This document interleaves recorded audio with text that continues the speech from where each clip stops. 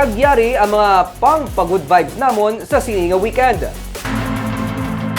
Nakahibalo bala kamo nga sa Negros Oriental may ginadagsa sa mga turista nga waterfalls kag natural water slide.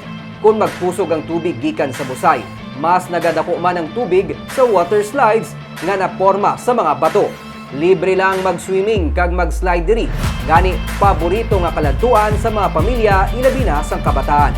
Kag ining makita sa tiilan lang mismo sang bulkan Kanlaon. Tukibon ta ini buwas sa tripping ni Ruming.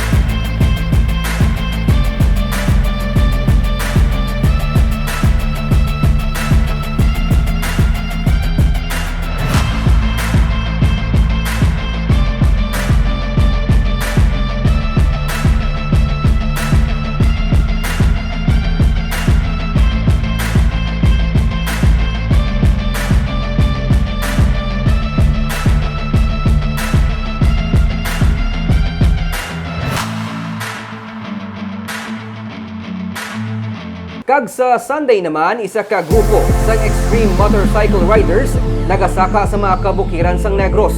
Hindi lang para sa adrenaline rush, kundi para magdulong sang bulig sa mga nagakinahanglan. Ginasaka nila ang mga kabukiran para magpangdulong sa mga school supplies, pati na sa pagpanagtag sa mga modules. Aton saksiyan ang ilang panasay nga adventure sa Baganihan sa Sunday.